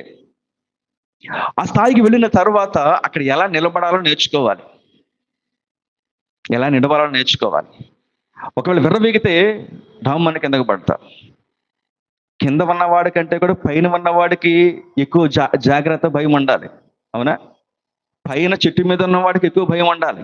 ఎందుకంటే తప్పటి అడుగేస్తే కింద పడతాం, కాళ్ళు చేతులు ఇరుగుతాయని. అది పాటించక చాలా మంది మైక్ టైసన్ కావచ్చు, వినోద్ కాంబ్లే కావచ్చు కింద పడిపోయిన వాళ్ళు ఉన్నారు. సచిన్ ఎందుకు ఈ రోజునే క్రికెట్ గాడ్ అంటారు, క్రికెట్ ఉన్నతమైన ఒక బ్రాండ్ అంబాసిడర్ ఎందుకు అయ్యాడంటే, చిన్న 17వ సంవత్సరంలోనే అతను క్రికెట్లోకి వచ్చినా కూడా, చిన్నతనం నుంచి ఆ స్ట్రగుల్స్ ఉన్నా కూడా, ఇప్పుడు కూడా ఒక్క చెడ్డ పేరు రాలేదు అతనికి. ఒక వివాదం సచిన్ పేరు మీద రాలే. మీరు చూడండి, ఏ దాంట్లో ఈ మ్యాచ్ ఫిక్సింగ్ కావచ్చు, లేదా ఏ వివాదం కావచ్చు, ఒక్క దాంట్లో ఆయన పేరు వినపడదు. కామ్ అండ్ కంపోజ్డ్గా ఉంటాడు. ఉన్నతమైన స్థానంలో ఉన్నా కూడా మాట్లాడే విషయంలో కూడా, మీడియా ముందు మాట్లాడేటప్పుడు కూడా యారోగెన్స్ కానీ అసలు ఏది అతనిలో కనపడదు. చాలా సైలెంట్గా ఉంటాడు. అతను అంటాడు, నేను ఇప్పటికీ పరిపూర్ణమైన బ్యాట్స్మెన్ కాదు, ఎందుకంటే నేను ఇంకా నేర్చుకుంటున్నాను ఆట అంటాడు. నేను ఇంకా ఆట నేర్చుకుంటాను. అతడు క్రికెట్లో ఉన్నతమైన స్థాయికి వెళ్ళినా కూడా నేను లెర్నర్ అంటాడు క్రికెట్లో, అంతే, నేను నేర్చుకుంటున్నాను. ప్రతిరోజు సాధన చేస్తాడు. జూనియర్స్తో పాటు కలిపి అతను ప్రాక్టీస్ చేస్తాడు. నేను సీనియర్ని, నేను ఓల్డ్ బెస్ట్ బ్యాట్స్మెన్, వీళ్ళతో నాకేంటి అని చెప్పి కాదు, జూనియర్లతో కలిపి అతడు అడుగుతాడు, సాధన చేస్తాడు. ఇది లేక ఈ రూట్స్ అంటాం దీన్ని, ఈ మూలాలు మర్చిపోతే మనం దీన్ని ఏది మనల్ని ఈ స్థాయికి తీసుకొచ్చిందో అనేది ఆ సాధన కానీ, డిసిప్లిన్ కానీ, ఆ సెల్ఫ్ కంట్రోల్ కానీ ఒక క్రీడాకారులు లేకపోతే అతడు ఏమవుతాడంటే పడిపోతాడు, మర్చిపోతాడు. జనం ఈజీగా మర్చిపోతారు. గమనించిన ప్రభునందు పిదిగినప్పుడు నేను ఎందుకు చెప్తున్నానంటే, పౌలు గారు అంటున్న మాట, పందెపు రంగమందు పరుగుతూ వారందరూ కూడా 24 వచ్చిన ఒకసారి చదవండి. పందెపు రంగమందు పరిగెత్తు వారందరూ పరిగెత్తుదురు గాని ఒక్కడే బహుమానం పొందునని మీకు తెలియదా? అటువలే మీరు బహుమానం పొందినట్లుగా పరిగెత్తుడి. బహుమానము పొందినట్లుగా పరిగెత్తుడు. అలా పరిగెత్తాలంటే అతనికి ఉండాల్సింది ఏ లక్షణం ఉండాలో అనేది చెప్తూ ఉన్నాడు తర్వాత వచనంలో. అన్ని విషయముల యందు మితముగా ఉండును. వారు క్షయమగు కిరీటమును పొందుటకును, మనమైతే అక్షయమగు కిరీటము పొందుటకును మితముగా ఉన్నాము. మితం అంటే మీరు అర్థం చేసుకోండి, సెల్ఫ్ కంట్రోల్, అంతే, డిసిప్లిన్, క్రమశిక్షణ, స్వీయ నియంత్రణ, సాధన. ఇవి క్రైస్తవుడు కూడా ఉండాలి. ఒకవేళ ఇవి లేకపోతే మనం కూడా పడిపోతాం. మన ఆత్మీయ జీవితాన్ని చూసి మనం గర్విస్తే, దేవుడు నన్ను ఆశీర్వదించాడు కదా, నాకు లెక్కలేని దేవుడు ఆస్తులు సమకూర్చాడు కదా, ఒకవేళ గర్విస్తే పడిపోతాం. తేలిగ్గా తీసుకుంటే పడిపోతాం. సాధన చేయకపోతే, విశ్వాసములో సాధన అనేది ఉండాలి. విశ్వాసాన్ని సాధన చేయకపోతే మనం పడిపోతాం. 10వ అధ్యాయంలో మొదటి 5 వచనాల్లో దానికి ఉదాహరణగా ఇశ్రాయేలును చూపెడుతూ ఉన్నాడు. పడిపోయిన ఇశ్రాయేలును చూపిస్తూ ఉన్నాడు. దేవుడు మన ఆ కాంటాక్ట్ చూస్తే ఇశ్రాయేలుకు జరిగింది ఏమిటి అనేది, అరణ్యంలో దేవుడు వారికి తోడుగా ఉన్నాడు. దేవుడు వారిని ఎర్ర సముద్రం గుండా వారిని దాటించాడు. దేవుడు వారికి బండ గుండా, అంటే క్రీస్తు అనే బండ గుండా వారు నీటిని వారు త్రాగారు. ఇన్ని ప్రివిలేజెస్ వారికి ఉన్నాయి, ఇన్ని ఆధిక్యతలు ఇశ్రాయేల్ వారికి దేవుడు ఇచ్చాడు, ఇన్ని ఆధిక్యతలు ఇచ్చాడు. సక్సెస్ఫుల్ టీమ్గా ఉండవలసిన, ఒక విజయవంతమైన ఆటగాడిగా ఉండవలసిన, ఒక విజయవంతమైన టీమ్గా ఉండవలసిన ఇజ్రాయేలు దేశం, ఇజ్రాయేలు ప్రజలు ఏమయ్యారు? 5వ వచనంలో చూస్తే, అయితే వారిలో ఎక్కువ మంది దేవునికి ఇష్టలుగా ఉండకపోయేది గనుక అరణ్యములో సంహరింపబడిరి. ఎక్కువ మంది దేవునికి ఇష్టలుగా ఉండకపోయేది. కారణం ఏంటంటే వారు ఇది కలిగి ఉండలేదు. ఏది? క్రమశిక్షణ, స్వీయ నియంత్రణ. వారి క్రమశిక్షణ లేకపోవటం వలన, వారికి సెల్ఫ్ కంట్రోల్ లేకపోవటం వలన అరణ్యంలో సంహరించబడ్డారు. దానికి ఉదాహరణగా పౌలు గారు ఇశ్రాయేలును చూపెడుతూ ఉన్నాడు. వారు మేఘములోను సముద్రములోను బాప్తిస్మం పొందిరి. నేను ఆల్రెడీ దీని గురించి నేను మాట్లాడాను. వారు బాప్తిస్మం పొందారు దేవుని నుండి, వారు డైరెక్ట్గా. ఏ విధంగా? వారు ఎర్ర సముద్రం గుండా వారు ప్రయాణం చేస్తున్నప్పుడు నీరు అటు ఇటు కూడా 2 పాయలుగా, సముద్రపు కెరటాలు 2 పాయలుగా విడిపోయినప్పుడు, పైన మేఘ స్తంభం వారి మీద తల మీద ఉన్నప్పుడు వారు బాప్తిస్మం పొందారు. ఏ విధంగా అంటే నీటి ద్వారా. మేఘము వర్షించింది, చినుకులు వారి మీద పడ్డాయి, వారి తల మీదుగా పడ్డాయి. మేఘము నుంచి వర్షపు చినుకులు వారి తల మీద పడ్డాయి. తర్వాత వారి ప్రక్కన ఉన్న ఈ సముద్రము అంత ఎత్తుగా గోడగా నిలబడిపోయిన సముద్రం యొక్క అలల తుంపరులు వారి తలల మీద పడ్డాయి. వాళ్ళ తుంపర్లు వారి తల మీద పడ్డాయి.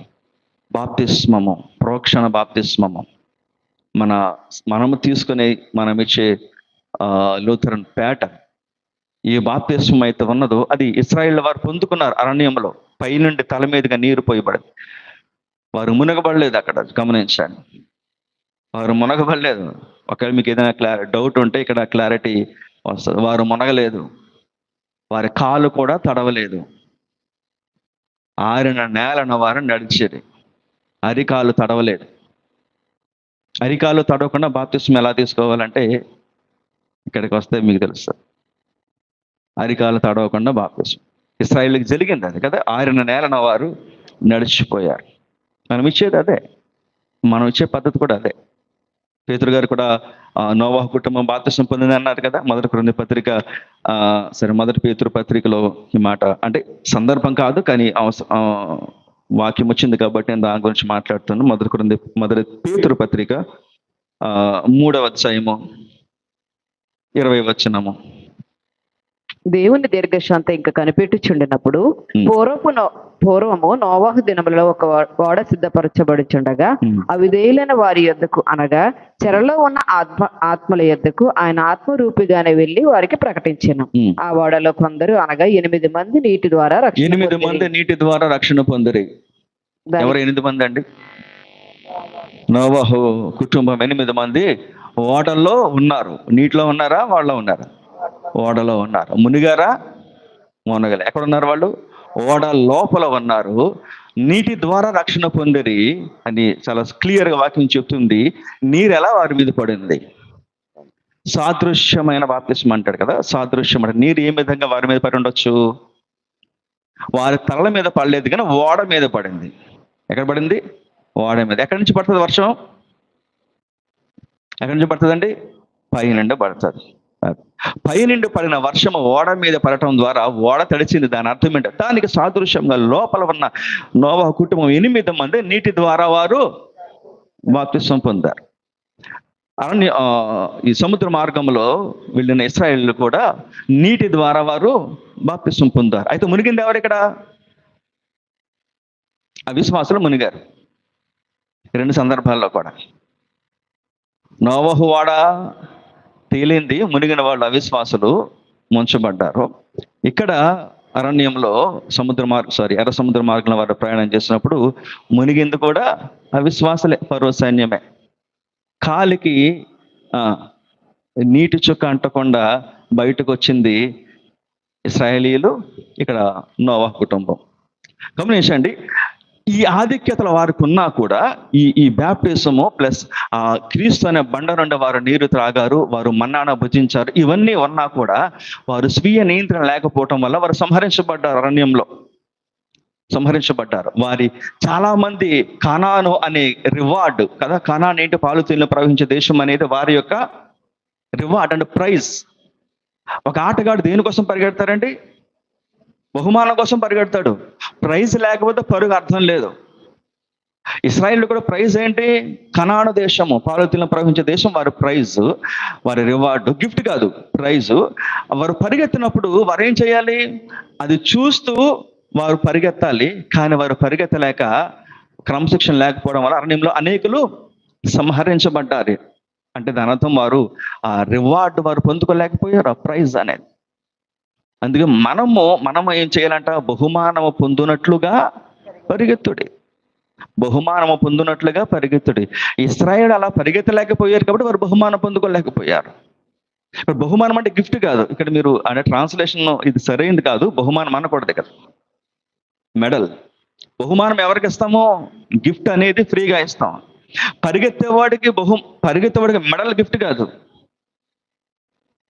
ఆటగాడికి గోల్డ్ మెడల్ వచ్చిందంటే అది గిఫ్ట్ కాదు, ప్రైజ్. ఈ డిజర్వ్స్ ఇట్. దాన్ని అతడు ఏంటిది డిజర్వ్ అంటే? సాధించుకున్నాడు బహుమానాన్ని, ఆ ప్రైజ్ని, మెడల్ని, పథకాన్ని సాధించుకున్నాడు. కిరీటం కూడా గిఫ్ట్ కాదు, మనం సాధించుకుంటాం. అక్షయ కిరీటం అంటాడు కదా. దేవుడు ఇచ్చే కిరీటం ఏంటనేది? నిత్యజీవం బహుమానం. కన్ఫ్యూజ్ అవ్వదు. Eternal life is a gift, but crown is not a gift. కిరీటం అనేది గిఫ్ట్, అది ప్రైజ్, పైన ఇచ్చేది ప్రైజ్, పైన ఇచ్చేది మెడల్, అది రివార్డ్. నిత్య జీవం అనేది బహుమానము. ఇది కృప ద్వారా దేవుడు మనకిచ్చాడు ఉచితంగా. రక్షణ ఉచితము. ఇది పరిగెడితే రక్షణ కాదు. ఇది రక్షణ గురించి మాట్లాడుతుంటే ఇక్కడ పరుగు అనేది రక్షించబడిన తర్వాత ప్రాసెస్ గురించి మాట్లాడుతున్నాడు. ఒక వ్యక్తి క్రైస్తవుడు రక్షించబడిన తర్వాత తను దేనికోసమైతే పరిగెడుతున్నాడో ఆ పరిగెత్తే క్రమంలో తను పొందుకోబోయే ప్రైజ్ గురించి ఇక్కడ పౌలు గారు మాట్లాడుతూ ఉన్నారు. అది కిరీటము, అక్షయ కిరీటం అని, నీతి కిరీటము, జీవ కిరీటం అనుకున్నాయి కదా, చాలా ఉన్నాయి కదా అందులో 5 కిరీటాల గురించి. ఆ కిరీటం అనేది మనం సంపాదించుకుంటాం, అవి అలా సంపాదించుకోలేక పడిపోయిన వాళ్ళు ఇశ్రాయేలులో ఉన్నారు చాలా మంది. మనం అలాంటి వాళ్ళు మన జీవితంలో కూడా చూస్తూ ఉంటాం. సువార్త పాఠంలో చక్కటి ఉదాహరణ దీని గురించి మనం చూస్తాం. సువార్త పాఠము మత్తయి సువార్త 20వ అధ్యాయము మొదటి 16 వచనంలో చదవవసరం లేదు, నేను క్లుప్తంగా చెప్పి నేను ముగించేస్తాను. పనికి తగిన ప్రతిఫలం, rewards concerning the labour, rewards concerning the labour. ఈ 16 వచనాలను కూడా ఒక పేరు పెట్టుకుంటే పనికి తగిన ప్రతిఫలం. మనం పనికి ఆహారం అంటాం కదా, పనికి ఆహారం ఏంటది? ఉపాధి హామీ ఇస్తారు కదా, ఏంటది? పనికి ఆహారం అనేది బహుమానం కాదు. మీరు పని చేసినందుకు మీరు పుచ్చుకునే జీతం, అంతేనా? పని చేస్తున్నందుకు పుచ్చుకునే జీతం, అది బహుమానం కదా, ప్రైజ్, శాలరీ అంటాం, రెమ్యూనరేషన్ అంటాం. ఇక్కడ కొందరు కనిపిస్తున్నారు. ఇక్కడ ఒక యజమానుడు ద్రాక్ష తోటను పని చేయడానికి పనివారు కావాల్సి వచ్చింది. పనివారు కావాల్సి వచ్చినప్పుడు అతను ఉదయం 6 గంటలకు వెళ్ళాడు. వెళితే మార్కెట్లో కొంతమంది కనిపించారు. కనిపిస్తే వారితో ఓడబడి చేసుకున్నాడంట, అంటే అగ్రిమెంట్. అంటే వీళ్ళు కూడా తక్కువ వాళ్ళు కాదు. మాకు అంత అడిగిన వెంటనే మనం చెట్టుకెక్కుదాం కదా, రేట్ ఎక్కువ చెప్తారు. మాకు 2 ధ్యానారాలు కావాలి, మాకు 3 ధ్యానాలు కావాలన్నాడు. లేదు నీకు ఒకటే ఇస్తా అన్నాడు. అలా బేరం మాట్లాడుకుని ఒక ధ్యానాన్ని ఒప్పుకున్నారు వీళ్ళు. ఒక ధ్యానారం అంటే అప్పట్లో ఒక రోజు కూలి. వాళ్ళు ఒప్పుకొని పనికి వచ్చారు 6 గంటలకి. తర్వాత ఇంకా పని ఎక్కువ ఉంది కాబట్టి యజమాని 9ంటికి మళ్ళీ బయటకు వెళ్ళాడు. వెళితే ఇంకొంతమంది అక్కడ చూడండి, అక్కడ ఒకసారి చదవండి. ఇంకొంతమంది మార్కెట్లో నిలబడి ఉన్నారంట పని లేక. అప్పుడు ఈయన వచ్చి వారిని పనిలో చేర్చుకున్నాడు. 9 గంటలకు వచ్చి చేరిన వాళ్ళు ఉన్నారు పనిలో. తర్వాత 12 గంటలకు వెళ్ళాడు, ఇంకా 3 గంటలకు కూడా వెళ్ళాడంట. వాళ్ళని కూడా చేర్చుకున్నాడు. వీళ్ళతో బేరాలు ఏం ఆడలేదు. 5 గంటలకి చూస్తే 5 గంటలకు కూడా ఖాళీగా ఉన్నారంట కొంతమంది అక్కడ. మాకు పని ఇప్పించాను, మేము పని చేస్తామని.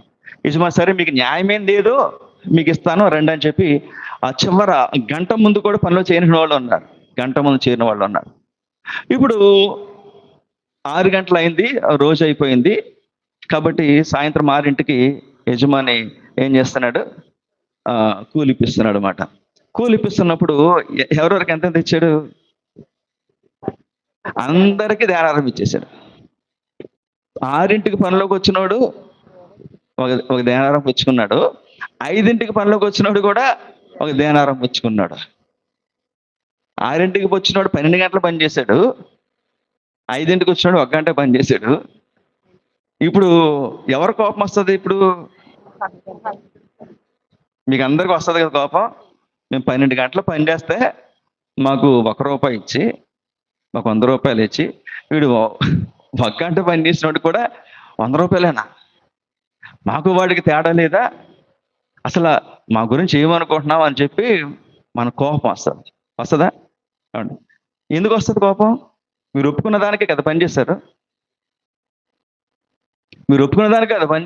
మీరు కాంట్రాక్ట్ రాసుకున్నారు కదా, అగ్రిమెంట్ రాసుకున్నారు కదా. ఇదిగో ఈ రోజంతా పని చేస్తే 1 దేనారం, లేదంటే ఒక 500, సరే 500 అనుకుందాం. మీరు ఒప్పుకున్నారు కదా, ఒప్పుకున్న దానికి మీకు ఇచ్చారు. మీరు ఒప్పుకున్న దానికే మీకు ఇచ్చారు. మరి సాటిస్ఫై అవ్వాలి కదా. ఎందుకు అవ్వట్లేదండి? పక్కోడికి నువ్వు గంటకి 500 ఇచ్చావు కదా, అది కోపం మనకి. అది కోపం. అంటే వాడు 1 గంట పని చేసేందుకు 500 ఇస్తే యజమాని డబ్బులు యజమాని ఇచ్చుకుంటాడు. ఆయన అదే అన్నాడు కదా, నా డబ్బులు నేను ఇచ్చుకుంటాను, మీకెందుకు కడుపుమంట? అదే మీకేంటి కడుపుమంట? నా డబ్బులు నేను ఇచ్చుకుంటాను, మీకు చెప్పినట్టుగా నేను ఇచ్చాను కదా, మీ వర్క్ తగినట్టుగా నేను ఇచ్చాను. సరే, మీరు నా మీద కోపపడటానికి మీకేం రైట్ ఉంది? అన్యాయస్తుడని ఎందుకంటారు నన్ను? ఇది మనకు చూడటానికి చూస్తే కొంచెం ఈ ఉపమానము నమ్మశక్యంగా అనిపించదు. కానీ ఇక్కడ మనం గమనించాల్సింది ఏంటంటే, దేవుని కృప అనేది ఎలా పనిచేస్తుంది అనేది ఇక్కడ కనిపిస్తుంది. దేవుని కృప అనేది మన పట్ల. మొదట గంటలో వచ్చిన వాళ్ళు, పనికి వచ్చిన వాళ్ళు, వీళ్ళు ఎవరంటే వీళ్ళు పరిసయ్యులకు సూచన సాదృశ్యం. పరిసయ్యులు ఏంటంటే అన్నీ మేమే వారసులం, అన్నిటికీ మేమే వారసులం, దేవుని రాజ్యానికి కానీ ఆశీర్వాదాలకు కానీ మేమే వారసులం అని వీళ్ళు నమ్ముతారు. వీళ్ళే దేవుని రాజ్యానికి హక్కుదారులు అన్నంత నమ్మకం వీళ్ళకి, పరిసయ్యులకి. మిగిలిన వాళ్ళు ఎవరంటే చివరి గంటలో వచ్చిన వాళ్ళు పాపులు కానీ, సుంకరులు కానీ, లేదంటే అన్యులు కానీ. వాళ్ళకు కూడా వీళ్ళతో సమానంగా పోర్షన్ ఇచ్చేటప్పటికి వీరు కోపం వస్తుంది. మేమొక్కడమే హక్కుదారులము కదా దేవుని రాజ్యానికి, వీళ్ళకి మాతో వీళ్ళు పోటీ ఏంటి? మాతో వీళ్ళు సమానం ఏంటి? మాతో పాటు కలిసి వీళ్ళు షేర్ చేసుకోవడం ఏంటి అనేది. ఇది ఎలాంటిదంటే ఇది ఒక దురాచారం లాంటిది. మేమే టాప్లో ఉండాలి, మా కులమే టాప్లో ఉండాలి. మీరు ఎవరంటే మీరు పంచములు, లేదంటే మీరు వర్ణ వ్యవస్థలో క్రింద ఉన్నవాళ్ళు. మనం అప్లై చేసుకోవచ్చు, మన దేశ కాంటెక్స్ట్కి మనం దీన్ని అప్లై చేసుకోవచ్చు. మేము పాలించే స్థాయిలో ఉండాలి, మీరే స్థాయిలో ఉండాలి? మీరు మా చెప్పులు కుట్టే స్థాయిలో ఉండాలి. మాతో పాటు సమానంగా మీరు కూర్చుని పరిపాలన చేస్తారా? సింహాసనం దగ్గర కూర్చుంటారా? మీకు బట్టలు వేసుకోవడానికి కూడా మీకు అర్హత లేదు. ఇవన్నీ మనకు తెలుసు కదా. గతంలో మన దేశంలో ఏ విధంగా అణగదొక్కబడిన వర్గానికి చెందిన వారు ఏ విధంగా బాధ అనుభవించారు. పరిసయ్యుల ఆలోచన కూడా ఇటువంటిదే. అయితే దేవుడు ఎంత కనికరము కలిగిన దేవుడు అంటే, చివర వచ్చిన వాళ్ళు వీళ్ళు లీస్ట్ అంటామంట. అన్ని విషయాల్లో కూడా ఏ పని లేకుండా వారు అలాగ ఉన్నవారు. మీరు గమనించండి, వీళ్ళు ఎక్కడ నిలబడ్డారు? సంతల మార్కెట్లో నిలబడ్డారు. మేము పని కోసం రెడీగా ఉన్నాము, మాకు పని ఇప్పించండి అని చెప్పి వాళ్ళు ఎదురు చూస్తున్నారు. కానీ వీళ్ళు ఎవరికి పని ఇవ్వట్లేదు, వీరికి పని ఇవ్వట్లేదు. అంటే 5 గంటలు అయినా కూడా వాళ్ళు అలాగే ఉన్నారు ఖాళీగా. పని లేకపోతే వారు ఆ రోజు ఇంటికి పని చేయకపోతే, వారు జీతం పుచ్చుకోకపోతే వాళ్ళు ఎలా తింటారు? వాళ్ళు ఎలా పోషణ, వాళ్ళు ఎలా పిల్లలకి ఎలా పెడతారు? అంటే వీరు చెప్పచ్చు outcast people and oppressed people. సమాజంలో ఒకవైపుకు మూలకు త్రోసివేయబడ్డ వాళ్ళు. ఏ విధమైన దేశ యొక్క ప్రయోజనాలు పొందుకోని వాళ్ళు వీళ్ళు. అందుకే వీళ్ళు ఎలాంటి బేరం ఆడలేదు ఆయనతో. నేను మీకు ఏది న్యాయమో అది చేస్తానో అంటే వచ్చేసారు అంతే. ఎందుకు వచ్చేసారు? ఆయన బాగా చూసుకుంటాడులే, ఆయన మాకు ఏదోటి ఇస్తాడులే అనే నమ్మకంతో వచ్చేసారు వీళ్ళు. కానీ మొదట వచ్చిన వాళ్ళు ఏంటి? ఓడబడి చేసుకున్నారు, కాంట్రాక్ట్ చేసుకున్నారు. ఆ కాంట్రాక్ట్ ప్రకారం వాళ్ళు ఇచ్చారు. స్పెషల్ ప్రివిలేజెస్ ఉండవు అంటున్నాడు దేవుడు. నేను ఎవరికి ఇచ్చేదనో వారికి ఇచ్చేదనో, నేను ఎవరిని కరుణింతునో వారిని కరుణింతానని దేవుడు చెప్తున్నాడు. చివరగా ఏ పని లేకుండా చాలా దారుణమైన పరిస్థితుల్లో ఆకలితో కడుపు చేత పట్టుకుని మాకు పని ఇప్పించండి ఎదురు చూస్తున్న వీళ్ళు అభాగ్యులకు ఆయన యజమాని కనికరపడి వారిని తీసుకుని వచ్చి వీరితో పాటు సమానం చేశాడు. మరి యజమాని చేసిన మంచి పనా కదా? మరి ముందు కాదన్నారు. యజమాని చేసిన మంచి పనే. 1 గంట పని చేసినా కూడా out of his abundant grace, తన యొక్క అత్యున్నతమైన కనికరమును బట్టి, సమృద్ధి కనికరమును బట్టి 1 గంటకి 1 రోజు కూలి ఇచ్చాడు. 1 గంటకి 1 రోజు కూలి ఇచ్చాడు. మిగిలిన వాడికి ఈర్షగానే ఉంటుంది. రోజంతా పనిచేస్తున్న వాడికి మేము డిజర్వ్ కదా, మేము దీన్ని కదా అనుభవించాల్సిన వాళ్ళము, ఇది మా సొత్తు కదా, వీళ్ళెవరు మాతో పాటు సమానంగా అని ఉండొచ్చు. ఒకవేళ అలా అనుకుంటే అది మన మైండ్ సెట్లో ప్రాబ్లం.